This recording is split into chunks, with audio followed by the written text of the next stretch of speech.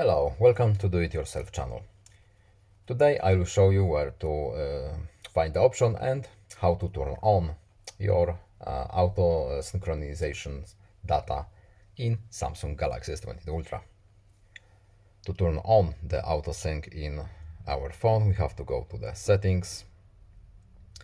We're looking for accounts and backup option. Here at the top we have manage accounts. So let's go here. And our autosync data is turned off. To turn it on, we simply need to tap this little box. What does it do? Any changes you make to your account on the web will be automatically copied to your phone.